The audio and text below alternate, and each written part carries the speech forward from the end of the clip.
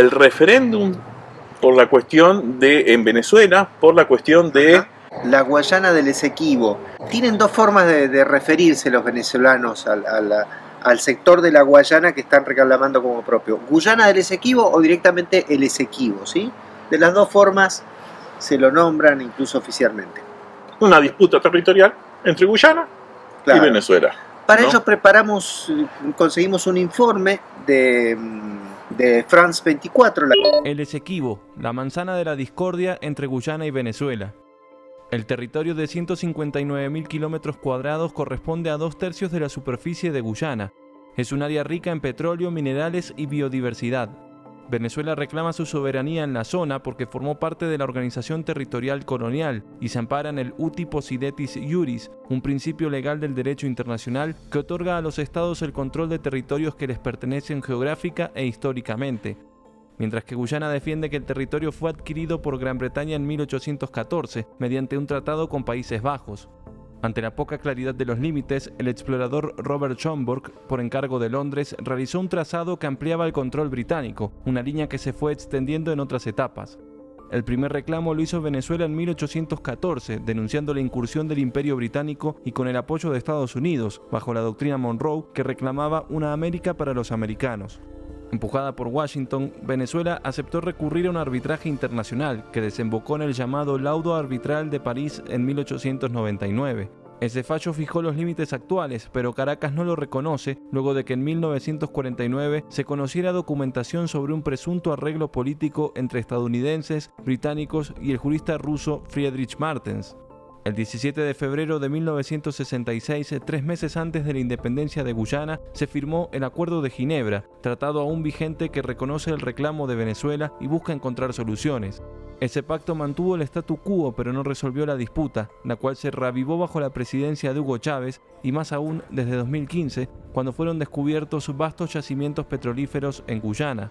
En 2018, Georgetown introdujo un reclamo ante la Corte Internacional de Justicia que en diciembre de 2020 se declaró competente para fallar sobre la legitimidad del laudo de París. Pero Venezuela considera nulo ese laudo y no reconoce la intervención de la CIJ. Caracas insiste en su reclamo de soberanía y en enero de este año elevó las tensiones al detener a 2 barcos pesqueros guyaneses, acusándolos de navegar en aguas soberanas venezolanas. Así, la disputa, que ha tenido altos y bajos a lo largo de la historia, parece lejos de resolverse en el corto plazo. Informe en Barda Analítica. Y acá estamos de regreso y lo que vamos a hacer ese es el antecedente, la historia, y ahora otro informe más de la France 24. Exactamente. Con el contexto más reciente. Venezuela debe respetar el status quo del Esequibo. Es lo que anunció este viernes la Corte Internacional de Justicia. El territorio guyanés, en disputa desde hace más de 100 años con Caracas, ha vuelto a estar en el foco desde el descubrimiento de importantes reservas de petróleo en 2015. Caracas organiza este domingo un referéndum en el cual la población se pronunciará sobre si cree o no que la región pertenece a Venezuela, algo que Guyana denuncia como una amenaza existencial.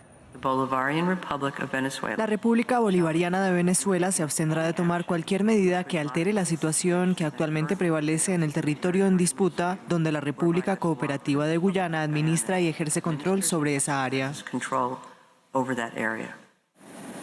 El Esequibo representa 2/3 de la superficie de Guyana y alberga casi 1/3 de su población. La mayoría del territorio es una densa selva. Además de tener reservas de oro, entre otros minerales, cuenta con amplias reservas de petróleo a lo largo de su costa, que serían mayores que las de Kuwait. Tanto Venezuela como Guyana reclaman este territorio como zona económica exclusiva. Que Guyana ha venido avanzando en la entrega de concesiones a empresas petroleras transnacionales para la exploración y explotación de petróleo, incluyendo la proyección venezolana, la proyección marítima. La disputa territorial se remonta al siglo XIX. La región, que hacía parte de Venezuela durante el dominio español, después pasó al control de la colonia británica de Guyana.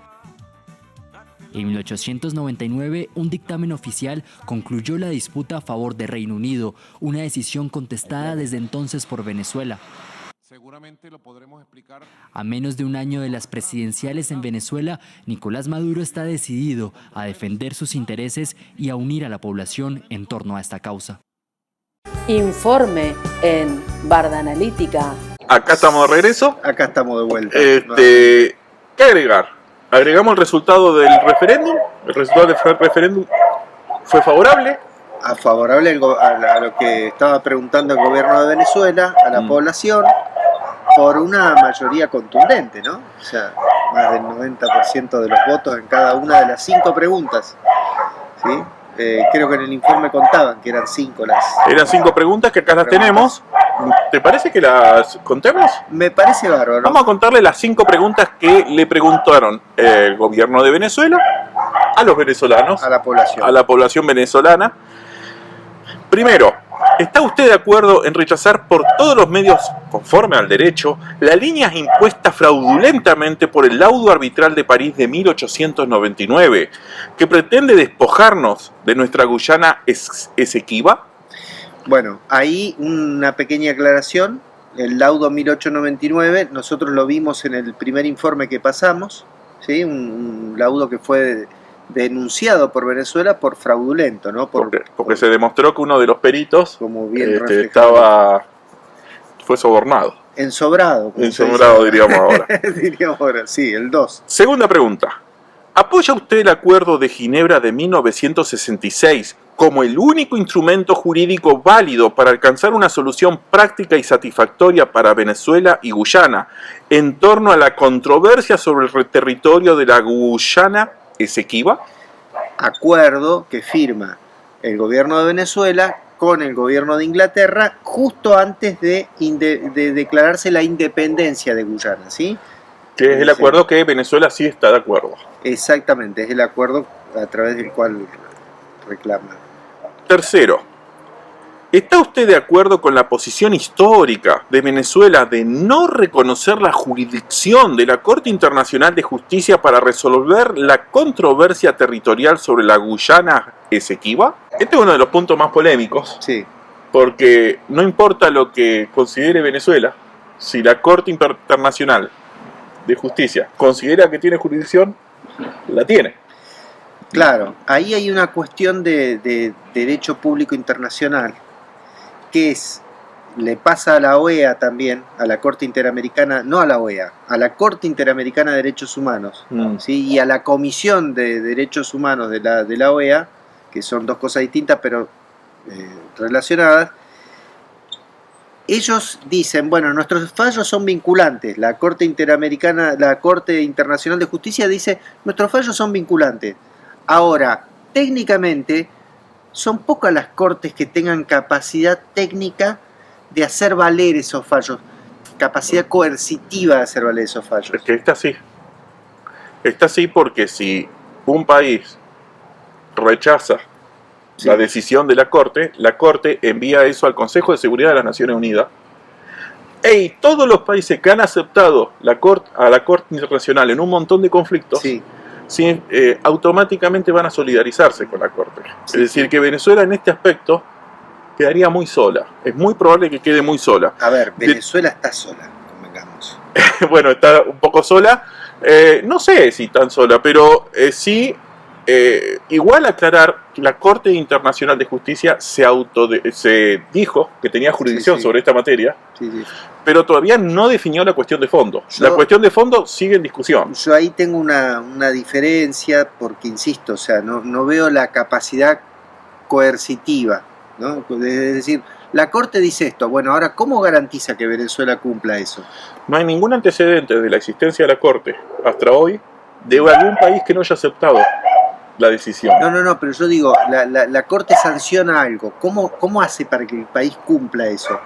No hay antecedentes porque todos los países han cumplido las sentencias de la Corte Interamericana de Justicia. ¿Estados Unidos también? Todas las sentencias.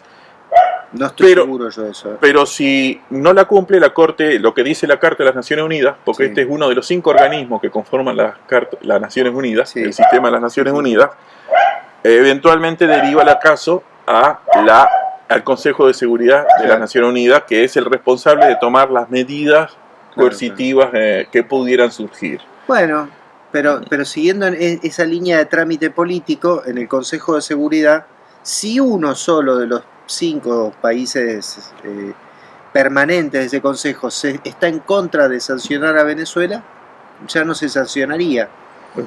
Si veta.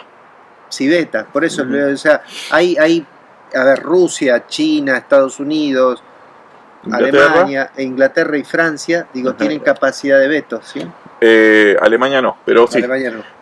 Un detalle igualmente, la Corte todavía no se definió sobre la cuestión de fondo.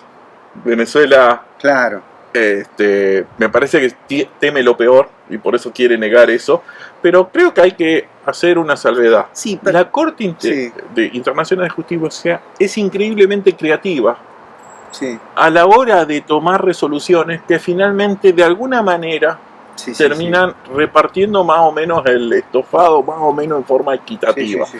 El caso más reciente lo tenemos entre Perú y Chile, que en la demarcación del mar, y Perú, de la zona económica exclusiva, mar territorial y zona continua, que Perú tenía una posición, Chile tenía otra posición, y la Corte dijo, de acá hasta acá la posición chilena y de acá hasta acá la posición peruana, que es inaudito.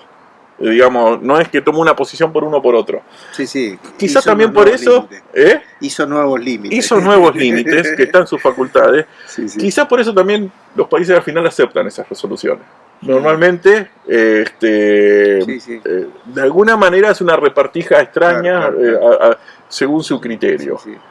Habrá que ver acá qué pasa. Puede pasar varios años hasta que se sepa. Lo raro también de esto es que Venezuela apele o recurra a la Corte cuando está desconociendo el laudo arbitral de 1899, que, bueno, igual es anterior a la Corte Interamericana. Es anterior, pero igual, Venezuela rechaza la Corte.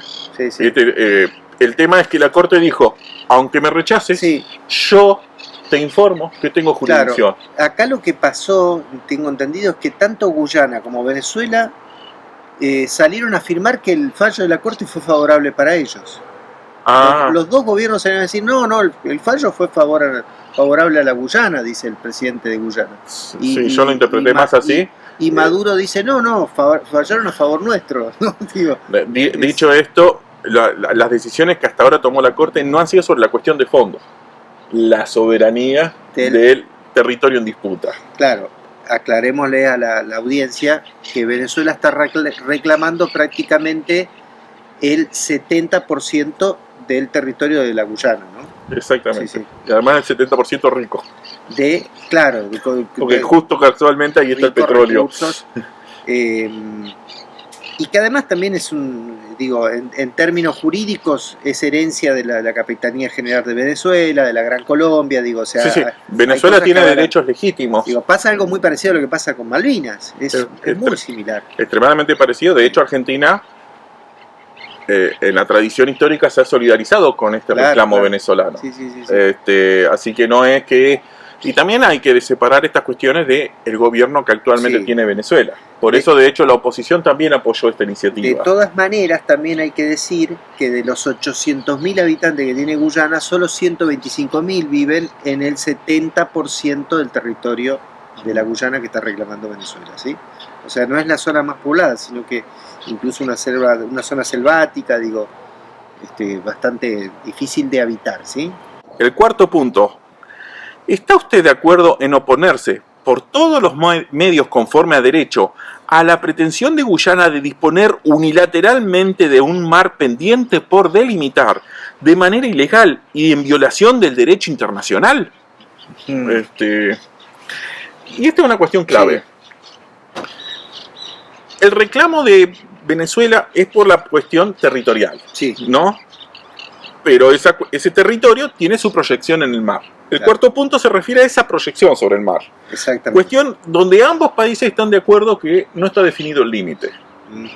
Y está pendiente de demarcarse ese mar internacional, que es mar territorial, zona contigua y zona económicamente exclusiva y plataforma continental. Bueno, todo lo que abarca la zona del mar. Esa proyección del Esequibo hacia el Caribe. Sí, Y este punto se centra sobre eso, porque han estado pasando cosas en el mar. claro. ¿Qué pasa en el mar? Bueno, primero que Guyana celebra, el gobierno de Guyana, un acuerdo con una empresa estadounidense, la ExxonMobil, la antigua Standard Oil, ¿sí? La ExxonMobil, que es la misma empresa que está desarrollando explotaciones hidrocarburíferas en el Atlántico Sur, en la plataforma de nuestro continental nuestra, ¿no? En la zona de Tierra del Fuego y Santa Cruz. ¿Sí? Es decir, esa misma empresa está desarrollando explotaciones hidrocarburíferas que le permitirían a Guyana aumentar a 10.000 millones de barriles las reservas del país, haciéndolas mayor que las de Kuwait o Emiratos Árabes Unidos, ¿sí? Según precisó la agencia AFP, dirían los periodistas de oficio. Sí. En principio, en derecho internacional, se supone que mientras un territorio está en disputa, Claro. ninguna de las partes va a tomar acciones tendientes a modificar el status quo. Claro. Es decir, aprovecharse económicamente del lugar. Claro. ¿No? Se supone que va a decir, bueno, hasta mientras no se define, no puedo ir ahí a explotarlo económicamente. Lo que Venezuela está protestando es que Guyana está haciendo eso, Claro, precisamente. exactamente. Y ahí está atentando contra el status quo. Claro, y este es el nudo Giordano, porque ustedes se preguntarán por qué estamos hablando del reclamo de Guyana del Esequibo, que es un conflicto que existe desde 1776. Claro, ¿por qué ahora? ¿Por qué ahora? Bueno, justamente por esto que acaba de decir Enrique, ¿no? Digo, o sea, una de las partes decide explotar los recursos de un territorio que no está delimitado, no está definido. En un momento también, yo cuando estudiábamos estos temas pensaba, digo, pero qué paradójico, ¿no? Porque si nosotros nos trasladamos a lo que era la relación entre Estados Unidos y Venezuela 2 o 3 meses antes, veíamos el coqueteo de Joe Biden, ¿no? Como que, bueno, ahora necesitamos petróleo de todos lados porque se cortó el suministro de gas y de petróleo de Rusia a Europa y tenemos que conseguir para justamente abastecer a Europa petróleo y gas de otros lados. Entonces empezaron los vínculos, se mejoraron, ¿sí? o se distendió la tensión que había entre Washington y Caracas. Plan B, prescindir de Caracas. Bueno, es una superpotencia. ¿No? Una superpotencia va a ser el plan A, el plan B, el plan C y el D y lo que pueda. Y F. El reclamo de Venezuela, sí hay que decir, creo que podemos decir que el reclamo de Venezuela en este aspecto concreto se parece mucho a los reclamos periódicos de Argentina respecto al gobierno británico en las Islas Malvinas. Exactamente. Porque como Argentina entiende, incluso antes de la guerra de Malvinas de 1982, pero después con más asiduo, que mientras está en disputa y se tiene que definir la cuestión de soberanía, no puede el gobierno de Inglaterra o el gobierno de las Islas Malvinas, que según Inglaterra tiene cierta autonomía, entregar licencias de pesca y en licencias de explotación de petróleo dentro del ámbito que ellos están controlando. Las Naciones Unidas, en este sentido, desincentiva, prohíbe, pide que no se cambie el status quo. Pero es exactamente eso lo que sucede en las Islas Malvinas. Y esto se parece muchísimo al reclamo venezolano para esta zona. Y ahí hay un juego de doble vara que hace Gran Bretaña, ¿no? Con muchos países independientes que han sido colonias antiguamente y ahora forman parte de la Commonwealth, ¿no? En donde de repente, bueno, cuando les conviene son independientes y autónomos, cuando no les conviene te mandamos las naves para que te defiendas, ¿no? O sea, eso por un lado. Y también, como socio miembro de la OTAN, Estados Unidos se aprovecha de esta plataforma geopolítica que tiene Inglaterra para resolver ciertas cuestiones de reparto de recursos estratégicos para estar ahí. A ver, ¿a qué me refiero? Ya dijimos, está el tema de la explotación hidrocarburífera en el mar. El gobierno de Venezuela y también las agencias internacionales objetivas, ¿no? de Venezuela están diciendo ahí hay presencia del Comando Sur. ¿Sí? El Comando Sur está instalado en el Mar Caribe al acecho de cualquier cosa que pueda suceder. Siempre, históricamente, incluso ahora, el reclamo de Venezuela fue pacífico, nunca fue por medios de hasta ahora no, nunca. De insinuación, no han habido insinuaciones militares, ¿no? sobre la cuestión. Y el vicepresidente guyanés, ¿sí? Barrat Jagdeo, anunció la semana pasada la visita de funcionarios del Departamento de Defensa de Estados Unidos e indicó que su país contempla la posibilidad de establecer bases militares aliadas en la zona, es decir, en la misma Guyana. Por lo tanto, digo, es un tema que está tomando una temperatura importante, ¿sí? Y creo que esto puede tener un poco de relación con el quinto punto de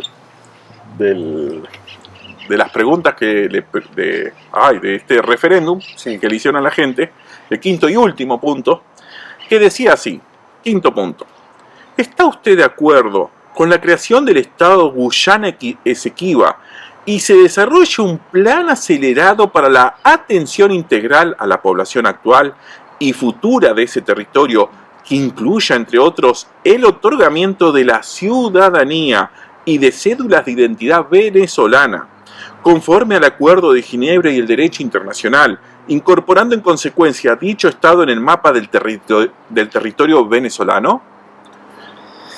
Bien, punto importante también. Punto importante y delicado, porque así como en el punto anterior Venezuela está reclamando que Guyana está rompiendo el status quo al dar licencias de explotación económica en un lugar donde no está definido, es decir, donde los papeles no dicen que es de Guyana. Claro. Acá sería Venezuela el que está diciendo voy a empezar a otorgar derechos de ciudadanía al que, es decir, estamos hablando de que el Estado venezolano entre en este territorio, claro, y empieza a otorgar derechos de ciudadanía, empieza a prestar servicios, por lo tanto está rompiendo el status quo en este territorio, que reclama como propio, pero que en realidad no está haciendo estas cosas hasta ahora, y ahora está diciendo hagamos esto. Bueno, alguna vez también se ensayó alguna propuesta parecida de parte de Argentina con la población de las Islas Malvinas, ¿no? Es decir, reconocerlos como nacionales, pero respetando las formas de vida y organización que tienen los isleños. Sí, de hecho, Argentina le otorga los DNI y pasaporte a todos los isleños y toda la ficha de nacimiento y todo el trámite, porque Argentina considera ese territorio propio. Como propio. ¿Le llegan los DNI? No, los tienen que venir a buscar acá en avión. Pero eso lo viene haciendo desde hace muchísimo tiempo. Venezuela está planteando, ahora voy a empezar a hacer esto. Claro. Voy a empezar a la gente que nace ahí, yo le voy a entregar el pasaporte, la ciudadanía, identidad venezolana, y es más, voy a empezar a proporcionar servicios. No sé, poner escuelas, poner comisaría, poner estación de bomberos, no sabemos, municipios, no sabemos exactamente. Eso estaría rompiendo el status quo de esta zona también. Y se plantea una cuestión delicada. Que viene primero el huevo o la gallina, digo. Me parece que el primero en romper ese status quo es Guyana avanzando con un acuerdo con la ExxonMobil para explotar recursos. Además estamos hablando de que Guyana con esto se convertiría en una potencia hidrocarburífera, ni más ni menos. O sea, no es poca cosa. Entonces, sí. A ver, un aspecto que no quiero que quede fuera de marco, ¿no? Porque uno dice, bueno, un referéndum, ¿quién fue a votar? ¿Cuántos fueron a votar? Hay otras experiencias de referéndum donde ha participado un porcentaje de la población. Siempre la Constitución de Venezuela establece que tiene que haber una participación de más del 30% para que el referéndum sea válido, ¿sí? Es optativo votar allá. Es optativo, además. Ese es un detalle no menor. O sea, el voto es opcional. Y participó prácticamente casi el 50% del padrón electoral, ¿sí? Participaron en el escrutinio provisorio, se habían contabilizado 10.554.320 votos efectivos de un padrón estimado en Sí, 21.027.000. Yo antes, Sí. antes de entrar en ese detalle, darle un cierre a los 5 puntos. Sí. Creo que los 5 puntos, en esencia, están expresando el punto de vista venezolano. Sí, sí. Y la realidad también es que no tiene un valor jurídico en el derecho internacional. No tiene ningún tipo de valor, porque no es un producto de un pedido de justamente la Corte Internacional de hacer eso. Es como que el referéndum que hicieron los isleños de la Isla Malvina tuviera algún tipo de validez. Claro, no es tiene que en ningún realidad- tipo de validez. Es que en realidad lo que es que, a ver, ahí yo lo que entiendo, lo que se busca es revalidar el accionar del gobierno venezolano frente a la cuestión, me parece. Sí, pero es algo, termina siendo interno, porque no tiene peso en el derecho internacional. Pero lo mismo hablábamos fuera del micrófono con el tema del Beagle.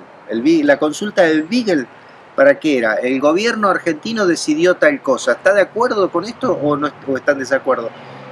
Que es lo más parecido que hemos tenido a un referéndum de este tipo nosotros. Es decir, No, me parece sé- diferente. No, pero no era un referéndum impulsado ni por la OEA ni por la ONU. No, fue una iniciativa Una nacional, iniciativa nacional. Me parece que pero el gobierno nacional en ese momento condicionó ratificar ese tratado al Ahora, resultado claro. de ese referéndum. Claro, por eso digo, acá lo que sucede es, dice, bueno, lo que dice los 5 puntos es, vamos a ir por este lado. ¿Está de acuerdo o no está de acuerdo? Y en los 5 puntos, porque se podían votar de forma separada, ¿no? Las 5 Claro. consignas, prácticamente el resultado va del 95,93 al 98,11 en el caso del segundo punto, que fue el que tuvo la votación más a favor, o el primero, que tuvo el 97,83%. Y una cuestión interesante para pensar también la política interna de Venezuela, esto fracturó a la oposición, ¿sí? Es decir, un sector de la oposición estuvo de acuerdo con la realización del referéndum y está de acuerdo con que Venezuela tenga una postura soberana frente al tema del Esequibo, y otro sector de la oposición quedó al margen de esto. Que, claro, no hizo un gran apoyo, pero tampoco una crítica. No, yo diría que por lo que tengo entendido incluso jugó en contra. Jugó en contra, sí. Porque acá hay que contar algo, por ahí no estamos al corriente de lo que va pasando en Venezuela. En Venezuela, en el año 2018, ¿sí?, algunos gobiernos de la Unión Europea y Estados Unidos reconocen como presidente a Guaidó, no me acuerdo el nombre. Sí. Marcelo no era. Bueno, era El apellido Guaidó, el presidente Guaidó, ¿sí?, del Parlamento. que es un líder opositor que se autoproclama presidente, y no solo que lo reconocen como presidente, sino que le permiten acceder a recursos financieros que el Estado de Venezuela tiene en el Banco de Londres, ¿sí? Pero al final eso no se lo reconoció. ¿Qué cosa? Lo del Banco de Londres al final no pudo acceder a esos recursos. Sí, Guaidó pudo acceder a muchos recursos que correspondían De- al Estado de Venezuela, ¿sí? De Estados Unidos, pero no los de Londres. Ah, bueno, por eso. Pero cada Bueno, cosa tiene su historia. Claro, por eso digo, pero Estados Unidos facilitó, Sí. financió, ¿no?, y propulsó a Guaidó como el referente o como el presidente oficial de Venezuela, ¿sí? Ujú. Entonces, este sector de la oposición no estuvo de acuerdo. E incluso quien oficiaba como embajadora de la presidencia autoproclamada de Guaidó en Inglaterra, no me acuerdo el nombre de la funcionaria, se llegó a conocer de que estaría dispuesto la presidencia de Guaidó a negociar el posicionamiento sobre Guyana a cambio de favores políticos, ¿sí? A cambio de apoyo político más concreto de Inglaterra hacia Guaidó, ¿sí? Y eso me lleva a una pregunta, un par de preguntas. La participación fue de más o menos la mitad del padrón, Claro. ¿no? Sí. Que por lo que vi, tiene dos aspectos, creo que dos lecturas. Sí. Por un lado, una lectura es que la participación está lejos de los máximos históricos que supo tener Venezuela. Es decir, cuando Chávez era presidente, estaban muy por arriba los niveles de participación. Sí, sí. Pero por lo que vi, supera ampliamente a la participación que hubo en las últimas dos elecciones, Claro. incluyendo la que participó la oposición hace 1 año y medio, 2 años, que Sí. por fin se realizó una elección de donde la oposición decidió participar, y la participación fue de alrededor del 40-41%. Claro. Así que esta participación está 10 puntos más Sí, sí, sí. que la participación donde se elegían autoridades. Exactamente. ¿Es esto una forma de fortalecerse el gobierno de Maduro? Es una forma de fortalecerse el gobierno de Maduro, y también yo creo pasa algo por primera vez extraordinario. ¿Qué es? En esa elección que vos mencionás de hace 1 año y medio, 2 atrás, ¿qué pasa? La oposición logra una participación alta del padrón, logra objetivos políticos porque creo que ganó incluso ganó varios las elecciones. lugares. Y automáticamente la oposición en Venezuela gana un espacio, va por todo, ¿sí? Es decir, avanza por el desconocimiento del régimen político que está... Vuelve a repetir la estrategia de siempre. Claro, es decir, vamos a decir algo, gano una elección intermedia, consigo la mayoría en la asamblea, voy por el descabezamiento de la presidencia, ¿sí? Es decir, esa es un poco la táctica que viene utilizando la oposición. De hecho, antes del conflicto con el Esequibo, de las negociaciones que se establecieron en Barbados para tratar de achicar las diferencias entre oposición y oficialismo en Venezuela, ¿qué hace la oposición de Guaidó, ¿sí? Que de este gobierno autoproclamado? Dice, bueno, como en Barbados se mencionó que la oposición ahora va a participar del proceso electoral, vamos a ir a proceso electoral. ¿Cómo lo lleva adelante? Desconociendo absolutamente las autoridades establecidas. Es decir, convocaron a una elección hace 1 mes atrás, pero no se dirigieron ni al Consejo Nacional Electoral, ni tratan de armar un sistema claro, paralelo. Exactamente, armamos nuestra propia elección, ¿no? Y realmente una elección muy floja de papeles, porque no está reconociendo el marco jurídico legal que gobierna, te guste o no te guste, en Venezuela, ¿sí? Entonces, me parece que en este sentido es un triunfo político de Maduro, en el sentido de que, bueno, hay algo que nos puede unir a todos, ¿sí? En Venezuela. Hay algo que nos puede unir a todos, que es el tema del Esequibo. De hecho, en el discurso de cierre, Maduro tiró un centro a la oposición, ¿no? Diciendo, bueno, también felicitamos y agradecemos a todos aquellos opositores que estuvieron de acuerdo en llevar adelante este proceso de referéndum, ¿no? Es como que si el chavismo estuviera tratando de construir la propia oposición sistémica, ¿sí? Sistémica es dentro del sistema. Dentro del sistema, ¿no? Dentro del sistema que propone la Constitución de la República Bolivariana de Venezuela, que fue una constitución. Bueno, creo... ¿Cómo andamos de tiempo? Creo que bastante, Sí, ¿no? Bastante. Le hemos dado más contenido que de costumbre. Sí. Creo que para cerrar, el Sí. resultado de este referéndum, creo que es lo que decís vos, legitima al gobierno en su política exterior respecto a esto. Claro. Es decir, el gobierno va a ir a la Corte Internacional de Justicia y va a decir, yo recibí mandato para esto, Claro. recibí mandato para no reconocerte, Sí. recibí mandato para empezar a tomar estas acciones. Y con una ahí es donde legitimidad surgen importante, ¿sí? y con una legitimidad razonable. No sé si Razonable, importante, sí. porque 50% de participación tampoco está muy lejos también de los niveles de participación que estamos acostumbrados en otros países. Claro, pero por ejemplo Chávez en los mejores momentos difícilmente llegaba a más del 70% de los votos, ¿eh? No sé si en Venezuela se ha llegado al 80% de participación del padrón, no estoy seguro. Estaría bueno chequearlo. Va a haber que chequearlo. Estaba mirando muy rápidamente que sí tenía niveles bastante más altos de participación Eso de lo sí. que se observa en la última década. Claro.